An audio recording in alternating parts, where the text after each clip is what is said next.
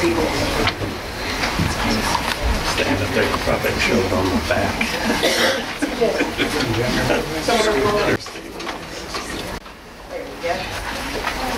You need some back on for pictures, I'm sorry. We are from Miss Holt's 5th grade discovery class. We'd like to share an important project that we'll be doing called Being Idle on Idle.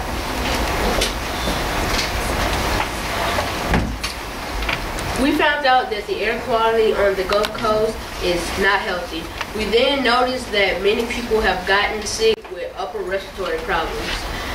At Harper McCon Elementary, we observed and noticed that many people were in their cars, trucks, SUVs, and buses idling. You could really smell the bad fumes.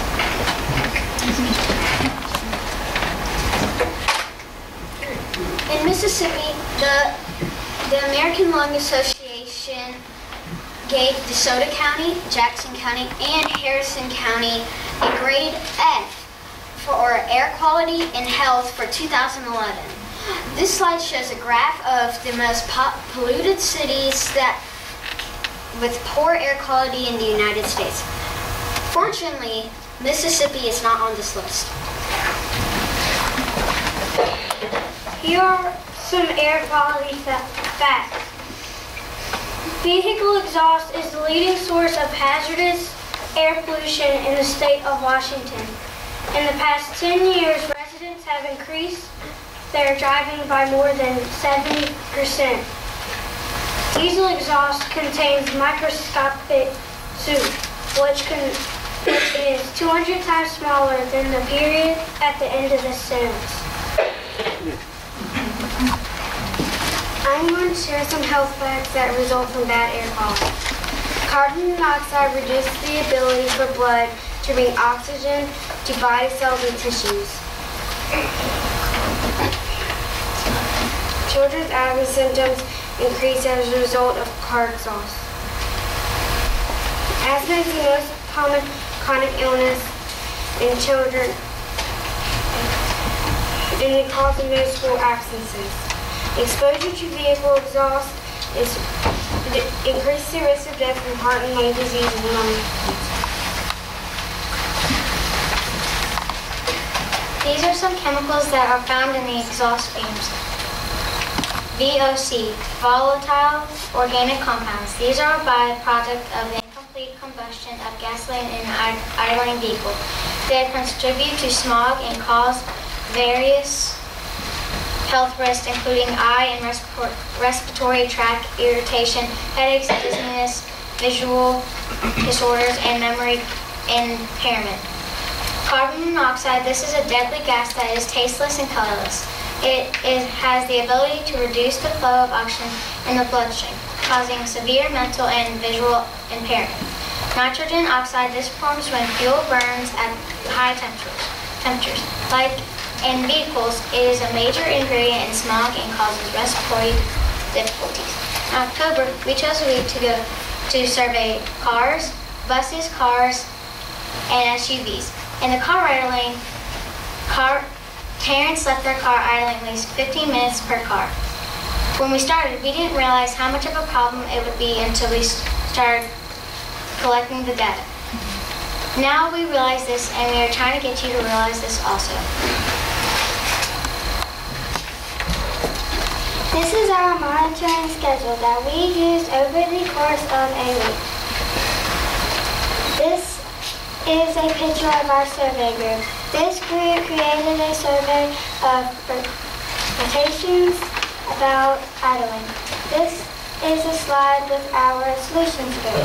This group came up with alternatives to the problem. This is a slide of our data group. The data group calculated all the data after we conducted our idling study. This is a picture of our sponsorship group. This group created a sponsor letter and found businesses and addresses from us used to mail the letter out. This is a graph I created to show the data that we found after our observations. With only 16 trucks, we had 2,322 grams of pollution put into our air. With only 10 buses, we had 3,734.1287 grams inserted into our air. With only 36 cars, we had 1,148.89 grams put into our air. This is a copy of our perception survey that we sent to all parents at North McCall. These were findings from our perception survey. 25% of the parents did not realize that children are more than 50% more vulnerable to pollutants than adults. A whopping 85% of them do not believe that all age groups are equally vulnerable to air pollution, but children and elderly are the most vulnerable age group. 40% of surveyors do not realize that asthma is the #1 cause of school absences. 66 of the parents falsely believe that you use more fuel starting your car. 57 of the parents falsely believe that idling helps you warm your car in the winter. 96 of the parents falsely believe that restarting your car is hard on your engine. After we identified the problem, we came up with alternatives. Alternative number 1 dealt with students, parents, and teachers. These are some ideas that we came up with. We could create idling myths and idling awareness posters that we could hang up around the school so other people could see them. We could initiate the flag campaign, which indicates the air quality each day by the color of the flag. We could do various pre-flag campaign activities to educate what the colors indicate, such as hanging the colored flags around the school with teasers and puzzles to promote curiosity. Then we could do morning announcements the week before we begin the flag campaign. We could post yard signs around the pickup line to raise awareness of the No Idling campaign and to encourage people not to idle. We also thought we could have teachers to participate in the class Being Idle, Don't Idle bulletin board decoration contest. Winners would be rewarded with a pizza party. We also thought we could create brochures with myths and facts regarding idling. Parents could sign a pledge card to promise not to idle. If we were able to get a sponsor, we could get car magnets with the No Idling logo. Alternative 2 dealt with the bus drivers. Some ideas we came up with are having an appreciation for no idling breakfast for all the bus drivers to let them know that we appreciate any effort that they have given us over the idling campaign. Whenever they're at the breakfast, we could let them sign pledge cards to promise not to idle. And we would also give them myths and facts about idling. We could initiate the flag program, which indicates air quality by the color of the flag. We could post yard signs around the bus lanes to raise awareness of the No Idling campaign and to encourage bus drivers not to idle. We could place magnets on the outside of back of each bus with our logo, Being Idle and Don't Idle, to remind bus drivers not to idle. Alternative number 3 dealt with the community at large. We came up with distribute a myths and facts about idling flyer in many local businesses and public buildings around Long Beach. Create a commercial or PSA to raise awareness of the idling issue. Sponsor a clean air day where there will be a no idling day in Long Beach, with businesses volunteering to have a no drive-through day. Have a local business or agency give sponsorship to a billboard with our logo, Being Idle, Don't Idle. Our policy is one in which we will use all 3 alternatives. We feel that we can make much more of an impact if we tackle the issue of idling with students, parents, teachers, bus drivers, and the community at large.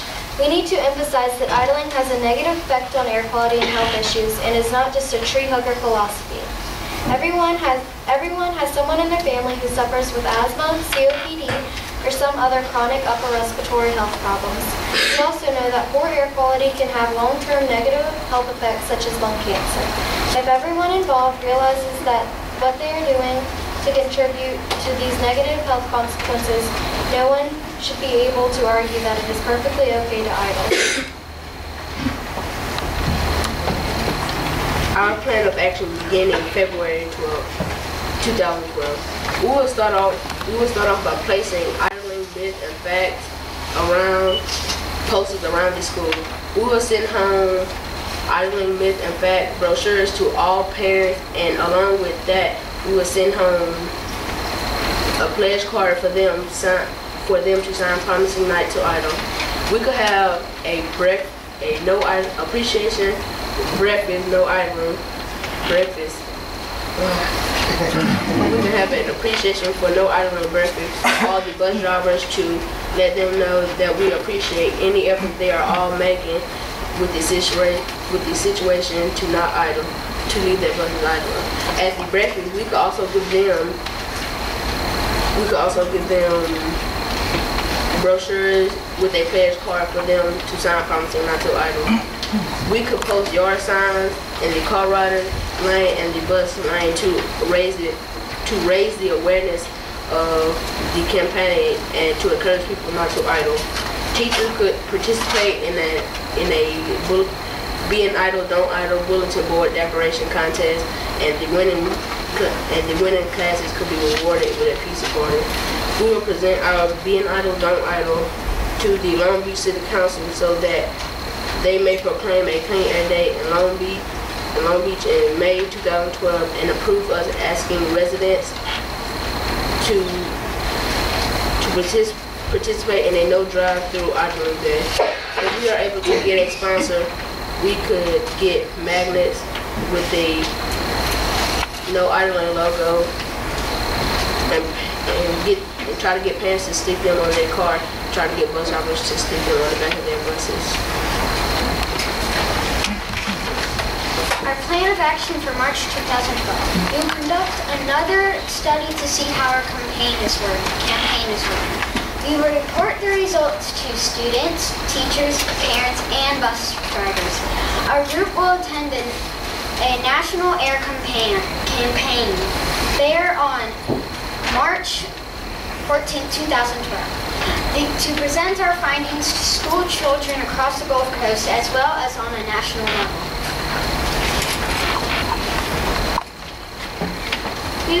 Our plan of action for April 2012.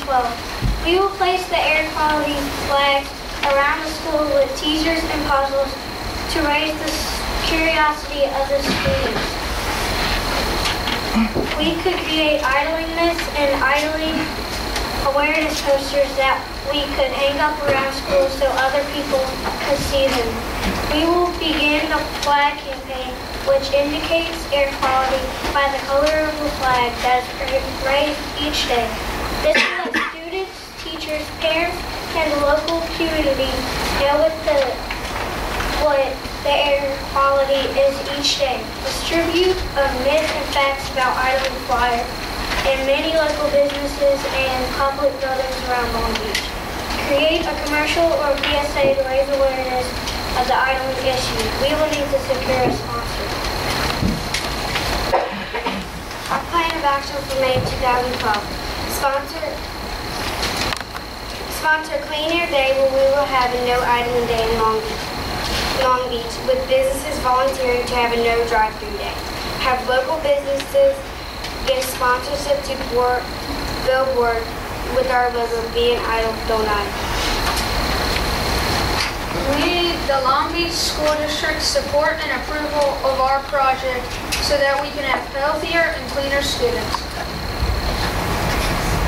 We want to especially thank Ms. Stephanie from Gulf Regional Planning Commission for coming and helping us tremendously with this project, and Ms. Carol Paola for sharing this project with us.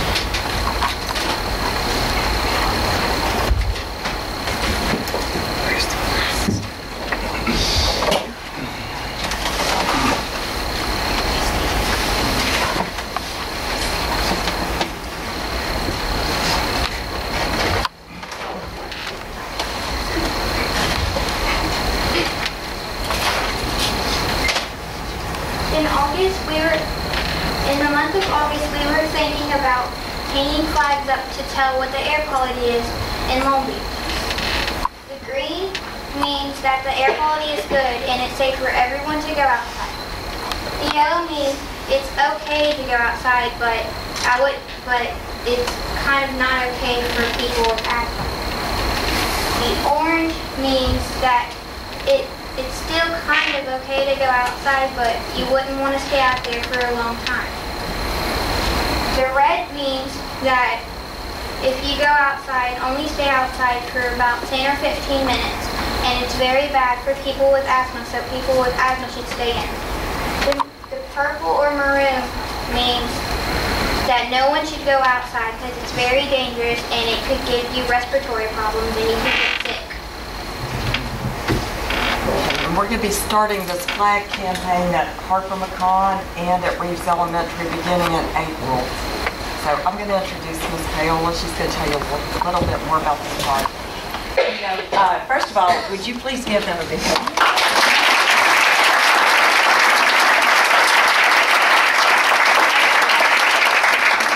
We began this process in the spring because the Gulf Regional Planning Commission had sponsored, they submitted a grant to EPA, and it's a gigantic group of people who've come on board with that. As part of that, they wanted to develop a public service announcement, and they were trying to decide what to do, what kinds of things would appeal to kids. I serve on their board of commissioners, and so as a result of that, when they asked me about it, I said, well, one thing we could do is pull together a focus group. So with Ms. Hamilton's permission, we pulled together I guess there were about 40 of my former students who were in grades 2 through 12. And in one of those sessions, those kids came together and they were asked questions and they discussed it. Out of that came the fact that to put together an incredibly expensive commercial public service announcement was probably not the way to go for kids. The idea of the bobblehead being just as popular as a cartoon character seemed to work just fine. So that's what they did. They followed through with that. Then some of those kids who were the most outspoken at the focus group meeting were chosen to serve, to put together the public service announcement. That filming was done in the fall of this school year, and that was completed, and then it was shown in an opening at one of the sessions at Harper McCon. That's gone back now to have some work done on the voices to make that clearer, and those will begin being shown in April of this year, probably March. So that for the Ozone Action Days, which will come up throughout the course of, there are 2, I believe, a year that they'll do, those will be shown around that time to encourage people not to idle. I don't think I'd ever realized how important the issue of ozone in the air could possibly be, and the effect that it could have on us, and the effect of this number that we are given based on the quality of our air. It turns out that we are on the cusp of the allowable level.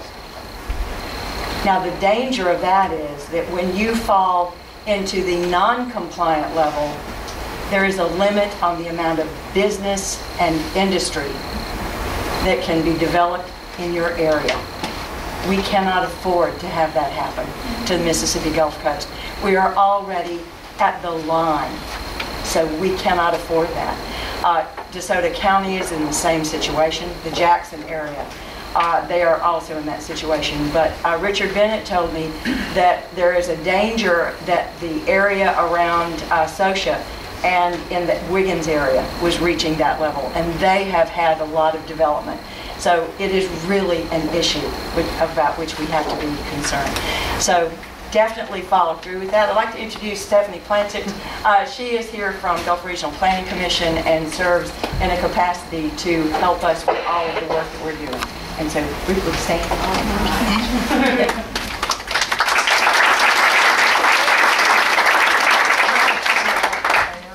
We do. And first I want to say thank you to the Long Beach School District. You have been the pilot for the Coast Clean Air campaign. The students have done an incredible job. I'm really proud. So this has been months in the making. I wasn't here at the very beginning. I was hired on with Gulf Regional Planning and took the position of Clean Air Coordinator, and so I have had the privilege of developing these programs with the students. And we have a massive region-wide opportunity. The EPA, greatly due to the job that these students have done, have selected our region to be the location and venue of a national event, which is launching the Magic School Bus Clean Air book. And it's March 13th and 14th. Third grade students from around the region are being invited to attend and participate in learning not only just about clean air, but other ways that we can be more sustainable at home and at school. Information will be going out to the districts and through the schools on that event. We're incredibly proud. We're excited to keep moving forward, and these are the action items that they've identified through their work is what's going to help not just Long Beach, but our entire region come down in our air score, remain healthy, and keep our economic status growing. So it's important. We're very proud. Thank you.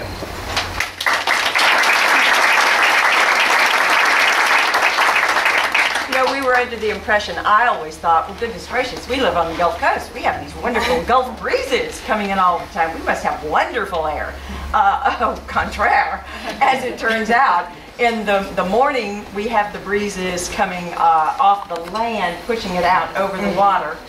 In the afternoon, it comes blowing right back on top of us. That's the problem. So our air, it is because of that our air is poor. So, and something to be concerned about. Yes. And back to Karen. Thank you very much for all of the work. They've been working on this a long time, and you did an outstanding job. So the board will, when we go back up, they will take their vote. But as I told you before you started, the work that last year's Project Citizen did, we were able to incorporate some of our policies and procedures of what we do in the school, and it's in the student handbooks. So we listen, and we appreciate you bringing this to our attention, because a lot of times we learn, the adults learn from you. So thank you very much.